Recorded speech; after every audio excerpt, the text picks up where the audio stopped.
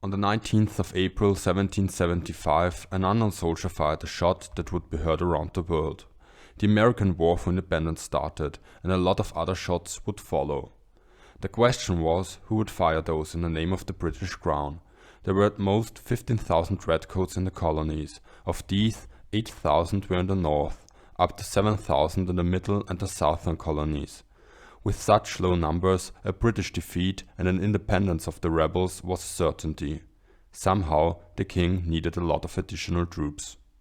How to get those troops was the problem of the Secretary of the Northern Department, which is a kind of foreign office. The incumbent Secretary of State was Lord Henry Howard, 12th Earl of Suffolk. Luckily for Britain, there was a vast friendly country on the other side of Europe, Russia under Catherine the Great, which had just won a war against the Turks, supported by British advisors for the Russian Navy. For peacetime, her army was too big and expensive. The British set their eyes on hiring them. A big advantage of the Russian troops would be that they hardly could desert in the Americas. They spoke none of the languages common in the colonies. The British saw the chance and sent over a letter to their ambassador, who had the wonderful name Gunning. Catherine's minister told the British ambassador that Russia would be friendly to Britain, but mentioned nothing about troops. Ambassador Gunning forwarded the answer as a promise that soon 20,000 Russians would be ready to go to America. Cheers broke out in England until they asked where they could pick up the soldiers. Finally, Catherine the Great answered that this notion would be incompatible with the honor of Russia and its relationship to the other European powers. Ambassador Gunning had to admit that the promise of a Russian collusion was just a hoax. The solution was clear. Between the British island and Russia there was a landmass with a lot of people on it, yet mostly untouched by British recruiters. The problem was that until November 1775 only 150 Germans were recruited. Conveniently, the lands there had rulers who could do the recruiting for the British. Suffolk sent Sir William Fawcett to the courts of the Holy Roman Empire. And those rulers offered the help head over heels. In August 1775, just when the news of the Battle of Bunker Hill reached Germany, Wilhelm Graf von Hessen-Hanau, who ruled Hanau but was the heir to Hessen, offered to King George III 500 men. Quote, "All sons of the land, which the protection of your majesty alone ensures to me, and all ready to sacrifice with me their life and their blood for your service." Prince Friedrich of Waldeck copied his colleague in Hanau and declared in November that his troops wished for nothing more but to sacrifice their lives for the English king.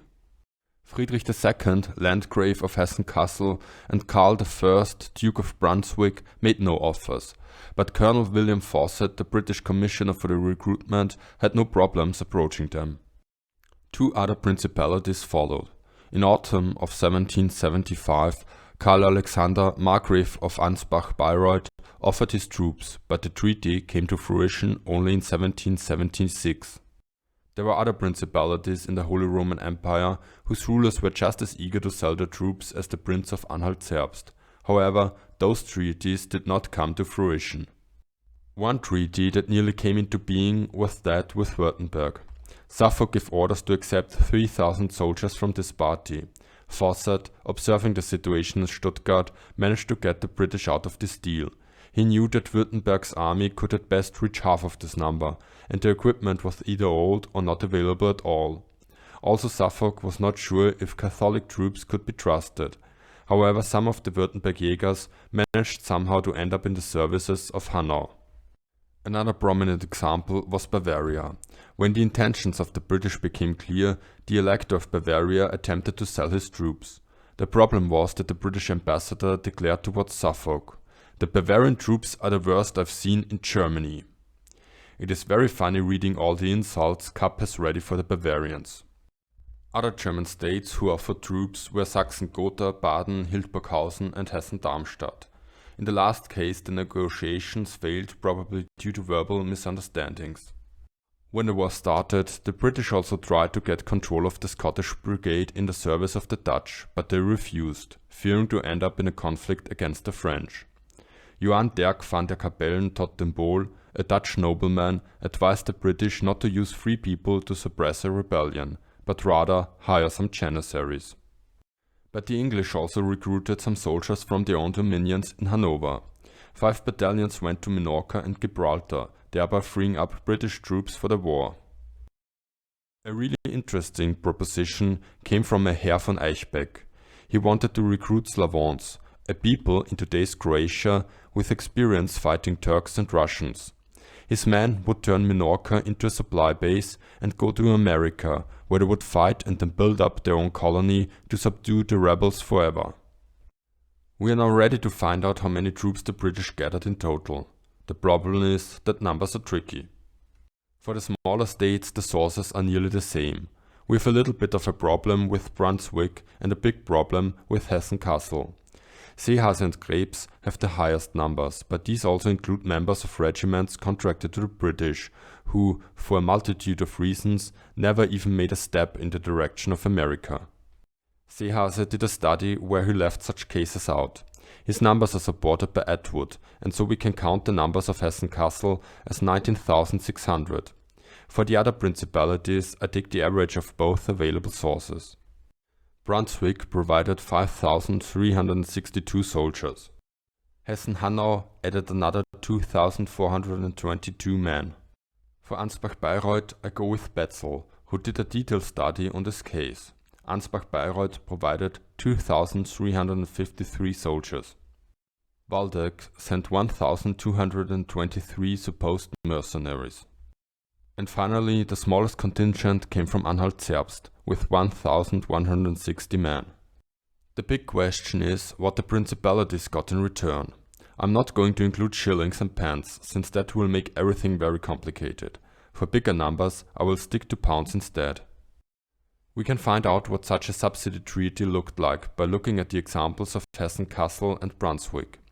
Both Hessen-Kassel and Brunswick got 7 pounds 4 shilling and 4.5 pence for every soldier sent and accepted after an inspection by Fawcett. Annually, Hessen-Kassel would receive 108,281 pounds as subsidies. In addition, the British would pay some debts remaining from other treaties from the 7 Years' War, which summed up to 41,820 pounds. Brunswick, on the other hand, would get an annual subsidy of 11,517 pounds. After return of the soldiers, the subsidy would double and be paid for 2 further years. Furthermore, the British had to pay for wounded or dead Brunswickers. The English would pay the German soldiers just like good British troops and treat them in the same way. The money would go directly to the men, since English pay was good compared to German wages, and the British feared that the rulers would keep most of the money for themselves, which could lead to demoralization. Only Friedrich II, Landgrave of Hessen-Kassel, managed to get a clause into the contract, through which he received the payment and, hopefully, would distribute it further. The treaties with the other states were similar. Hessen-Kassel received nearly 3.7 million pounds, Brunswick 830,000 pounds, Hessen-Hanau 440,000 pounds, Ansbach-Bayreuth 340,000 pounds, Waldeck 160,000 pounds and Anhalt-Zerbst 130,000 pounds. In addition, the English had to pay for the troops from Hanover, what was another 500,000 pounds. For the British, who had to pay for wages, supplies, transport, presents to other courts, civil servants, etc., the costs grew further. In the end, they probably ended up at around 7 million pounds.